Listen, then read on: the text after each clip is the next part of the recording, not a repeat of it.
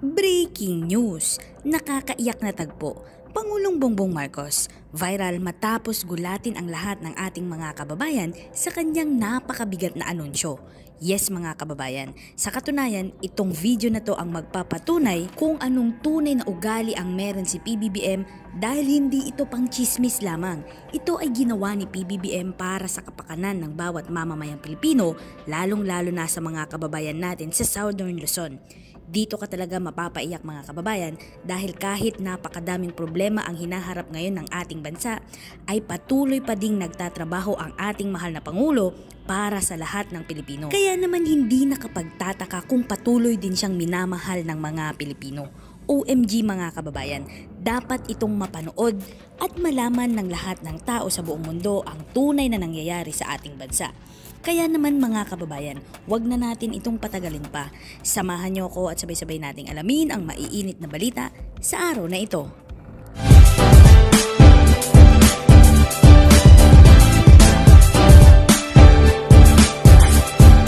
Breaking news! Namahagi si Pangulong Ferdinand R. Marcos Jr. ng 110 milyon na tulong ng gobyerno kahapon sa mga biktima ng severe tropical storm Christine victims sa Batangas. Sa kanyang talumpati sa pamamahagi ng tulong sa mga magsasaka at mangingisda sa Laurel, sinabi ni Pangulong Marcos na 6 na munisipalidad sa Batangas, kasama na dito ang Talisay, Laurel, Agoncillo, Cuenca, Lemery at Balete ang tatanggap ng tig 10 milyon sa pamamagitan ng Department of Social Welfare and Development. Ang Office of the President naman ay mamamahagi ng tig 10,000 sa 4,378 na piling benepisyaryo sa mga munisipalidad ng Agoncillo, Laurel at Talisay. Binanggit din ni PBBM na ang housing materials na nagkakahalaga ng 6 milyon piso ay donasyon ng Metrobank Foundation Incorporated na ipamamahagi sa pamamagitan ng Department of Social Housing and Urban Development sa mga benepisyaryo mula sa Talisay, Agoncillo at Laurel. Pinasalamatan ni PBBM ang Metrobank at iba pang mga pribadong kasosyo habang hinihikayat niya ang mga karagdagang suporta para sa mga biktima ng bagyo. Samantala, nangako din kahapon si Pangulong Ferdinand R. Marcos Jr. na tutulong sa pagbangon ng lalawigan ng Batangas kasunod ang mapagwasak na epekto ng Tropical Storm Christine. Sa kanyang pagsasalita sa pamamahagi ng mga presidential assistance to farmers, fisher folks at families sa Laurel, Batangas, sinabi ng Pangulo na sinusuri na ng Department of Public Works and Highways ang Bayuyugan Bridge at mga kalsada sa Agoncillo na nasira ni Christine. At upang matiyak ang tibay ng mga istruktura sa hinaharap, lalo na sa mga gitna ng banta ng pagbabago ng klima, inutusan ng Pangulo ang Department of Trade and Industry na subaybayan ang mga materyales sa pagtatayo para sa proyekto upang mapanatili ang mataas na kalidad ng pamantayan. Sinabi niya na bukod sa pagtatayo ng mga infrastruktura sa estado sa oras, ang kalidad ng mga materyales sa gusali din ay dapat mapanatili upang matiyak ang kaligtasan ng publiko. Kabilang sa mga pangunahing pinsala ng infrastruktura sa Batangas ay ang gumuhong Bayuyugan Bridge, kilala rin bilang Bayuyugan Bridge sa Laurel, ang slope protection sa kahabaan ng Buguan Bridge at ang gumuhong kalsada sa Agoncillo. Ito ay sa kahabaan ng Talisay, Laurel, Agoncillo National Road Section, ang tanging pangunahing kalsada na nag-uugnay sa mga munisipalidad ng Agoncillo, Lemery at mga kalapit na munisipalidad. Dahil dito, ang mga apektadong barangay ay hindi mapupuntahan na nagdudulot ng mga hamon sa pagtugon sa emergency at transportasyon sa mga produktong pang-agrikultura. Iminungkahi ng Department of Public Works and Highways na muling itayo ang gumuhong bridge gamit ang 150 milyong piso na program fund. Ang nasirang slope protection ay muling itatayo na may 150 milyong pisong alokasyon. Samantala, ang gumuhong kalsada ay muling itatayo sa pamamagitan ng 50 milyong piso na allotment dagdag nito. Upang ipaabot sa atin ang kanyang mensahe, ang ating pong pangunahing pangdangal. Mga kababayan, ang Pangulo ng Republika ng Pilipinas, His Excellency Ferdinand R. Marcos Jr.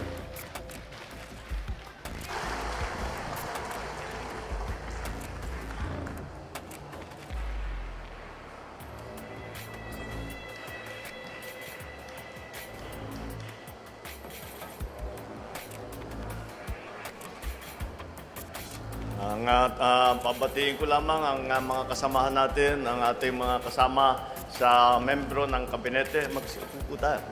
Ang membro ng kabinete na aking sinama dahil ang pagdadala ng tulong sa mga nasalanta, sa mga naging biktima ng sakuna ay hindi po kaya gawin ng iisang departamento lamang dahil maraming iba't ibang pangangailangan. Kaya't nandito po, halos kalahati ng kabinete ay nandito po upang tignan kung ano po ang mga kailangan gawin. At nakita naman po namin ang mga naging problema na dala ng Christine dito sa inyo.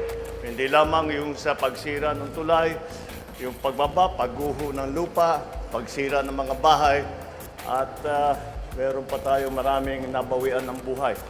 Kaya't kailangan po kami lahat, mula sa akin hanggat sa ating mga opisyal, ay kailangan ay makita kung ano ba talagang sitwasyon ninyo, malaman sa inyo ano yung pangangailangan. Kaya nandito po kami lahat. Babatiin ko rin ang mga opisyal, mga empleyado, at ang mga tiga Laurel. Nandiyan po at pasasalamatan ko sa magandang mensahe at nakaka-inspire na mensahe ng ating butihing Mayor Lyndon Bruce. Sa mga benepisyaryo na mabibigyan natin ng kaunting tulong upang naman kahit papaano makapagbalik kayo sa dati ninyong buhay, ang ating mga kasamahan sa pamahalaan, sa pamahalang nasyonal, pamahalang lokal, ay magandang tanghali po sa inyong lahat. Kami po ay nakikiisa sa inyong lahat na naapektuhan ng bagyong Christine. Kaya ngayong araw, idineklara natin sa ilalim ng Proclamation number 728, ito ngayon ay National Day of Mourning. Alam po namin na hindi sapat ang mga salita upang maibsan ang sakit na pinagdadaanan ninyo. Makakaasa kayo na ang pamahalaan ay patuloy nakabalikat ninyo sa pag-ahon mula sa hamong ito. Ang tanggapan ng Pangulo sa pamamagitan ng DSWD ay magbabahagi ng 60 milyong piso na tulong sa 6 na munisipalidad ng Batangas kasama ang bayan ng Laurel. Maghahandog po tayo ng tigsa 10,000 piso sa mga piling mangingisda at magsasaka para kayo ay makapagsimulang muli. Sapagkat ang bayan ninyo ay nasa tabi ng lawa ng Taal, maraming mga mangingisda at mga manggagawa sa aquaculture ang naging biktima ng Christine. Huwag po kayong mag-aalala, may angkop na tulong na inahanda sa inyo ang DA na agarang ding ipapadala. Namahagi rin tayo ng mga materyales para sa pagpatayo ng bahay mula sa donasyon ng Metrobank. Maraming salamat sa Metrobank sa kanilang tulong na ibinigay. Higit pa rito, ating pinagbubuti ang paghahanda sa mga kalamidad. Muli kong uulitin sa mga ahensya ng pamahalaan, pag-ibayuhin ang paghahanda laban sa baha at sa landslide. Inatasan natin ang DOST na pagbutihin ang kanilang mga warning system. Nagbibigay na tagubilin na rin ako sa mga ahensya na gawing standard operating procedure na ang mga dahan-dahan na pagpapalabas ng tubig mula sa mga dam bago pa man dumating ang bagyo nang maiwasan ang matinding pagbaha. Nagbigay direktiba na rin tayo sa DPWH, DNR at iba pang mga ahensya na rebisahin ang mga flood control master plan. Ito ay upang kayanin ng mga infrastruktura natin ang matinding pagbaha na nangyari kada 100 taon, ngunit ngayon ay nagiging mas madalas na. Isinusulong din natin ang mga makabagong disenyo para sa proteksyon ng mga kalsada at tulay at tinitiyak na ang mga ito ay maging matibay at angkop sa ating klima. Ang administrasyong ito ay patuloy din na nagsisikap na mapadali ang sistema at mabigyan ng access ang LGU sa mga pondo, kagaya ng NDRMC Fund, para makabawi at mapaayos ang mga nasirang kagamitan, pasilidad o hanap buhay na dulot ng likas ng sakuna. Ukol naman sa tulay ng Bayuyungan at daan sa Agoncillo na nasira sa Bagyong Christine, ang DPWH ay tinitignan na ang mga ito. Inaatasan ko rin sila na gawing prioridad ang pagpapagawa ng mga infrastrukturang ito laban sa lalong magawa sa lalong madaling panahon. Ang plano ng DPWH para may dadaanan habang ginagawa, habang inaayos yung tulay ninyo, ay maglalagay sa tabi ng tulay, maglalagay po tayo ng spillway para kahit papano may madaanan kayo hanggat matapos namin ayusin ang tulay. Pagsisikapin natin ang pagbangon ng Batangas. Ating titiyakin na tatapusin natin ang mga proyektong infrastruktura sa lalawigan katulad ng Taal Lake Circumferential Road na magkokonekta sa bayan ng Laurel, Talisay at Agoncillo, pati na sa Lobo, Malabrigo, San Juan, Laia Road Project. Hindi lang sapat na ang mga proyektong infrastruktura ay matapos ng DPWH sa inaasahang oras. Kailangan din na ang mga materyales at ang mga pagkakagawa ng mga proyektong ito ay tiyak na dekalidad, ligtas at makakatagal sa pagbabagong panahon. Kaugnay nito, inaatasan ko rin ang DTI na pagtutuunan ng pansin ang mga materyales at instrumentong gagamitin sa pagpapatayo ng mga ito. Ang ginagawa po natin sa Batangas, gagawin po natin sa lahat ng mga lugar na niragasa ng Christine at ng Leon. Kung gaano kalawak ang pinsala ng mga bagyo, ganun din ang ating magiging pag-responde. Kung gaano sila kalakas, ganun din ang pagsusumikap nating ibangon ang mga bayang nasa lanta. Bagamat matagal nang marangkada at patuloy ang daloy ng mga tulong sa mga probinsyang tinamaan, pupuntahan ko pa rin sila upang personal na pangasiwaan ang paghatid paghatid nito at pag-i-inspeksyon ng mga gawain na may kinalaman sa rehabilitasyon. Pagdating sa kalamidad, hindi po ako makukontento sa mga ulat na pinapadala sa akin. Ang gusto ko lagi ay personal na matunghayan kung totoo nga na umuusad ang mga pagbangon sa mga nasalantang lugar, sa pambansa at lokal na pamahalaan, sa lahat ng bumubuo sa pamayanan at sa bawat mamamayang Pilipino. Ipagpatuloy natin ang pagkakaisa para masiguro ang kaligtasan ng lahat ng ating mga kababayan. Nagpapasalamat ako sa lahat na tumutulong at nagpakita ng kanilang kakayanan para sa kapakanan ng ating kapwa. Salamat ulit sa Metrobank at iba pang pribadong sektor na nagbigay ng mga donasyon at patuloy na tumutulong sa lahat ng mga naapektuhan ng bagyo. Sama-sama po tayong magtanim ng pag-asa at magtulungan para sa mas ligtas, handa at progresibong bagong Pilipinas. Maraming salamat po sa inyong lahat. Magandang tanghali po. Mabuhay po ang bagong Pilipinas.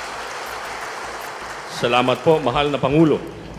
Sa puntong ito, inaanyayahan natin ang ating mahal na Pangulo na pangunahan ang pamamahagi ng presidential assistance para sa ating mga magsasaka, mangingisda at mga pamilyang nasalanta ng Bagyong Christine.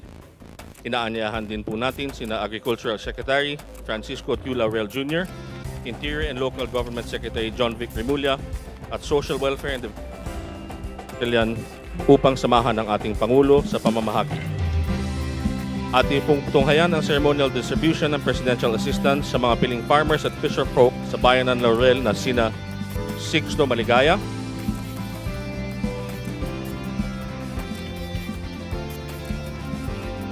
Resty Hernandez,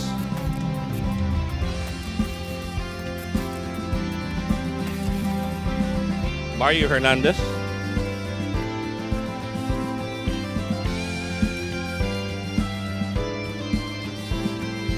Edmond Atienza,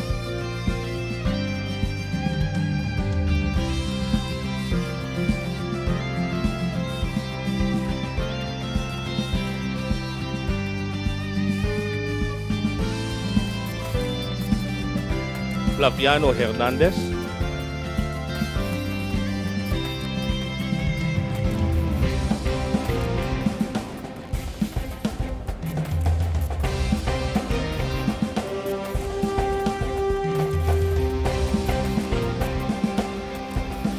Alvin Orlanes,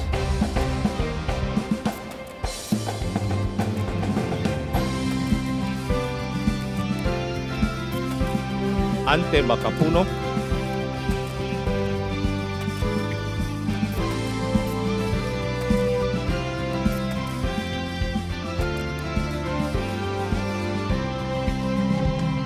Jemuel Raha,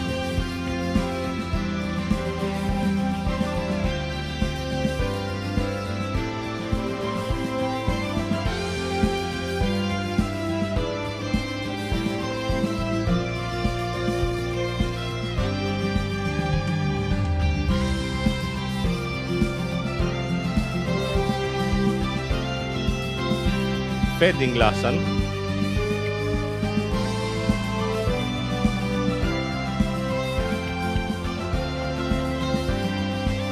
at si Bernie Panganiban.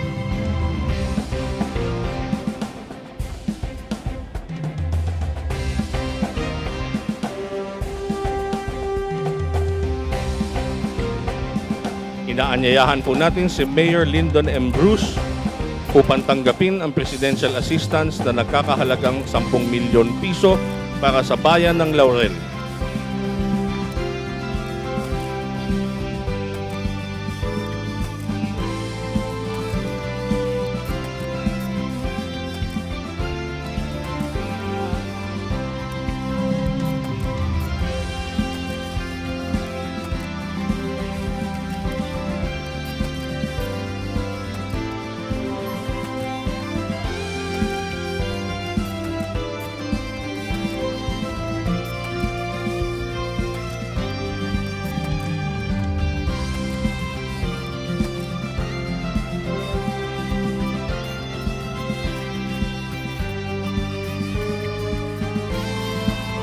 Maraming salamat po. Sa pagkakataong ito, inaanyayahan po natin ang ating mahal na Pangulo para sa isang group picture kasama ang ating mga beneficiaries. Inihiling po natin ang ating beneficiaries at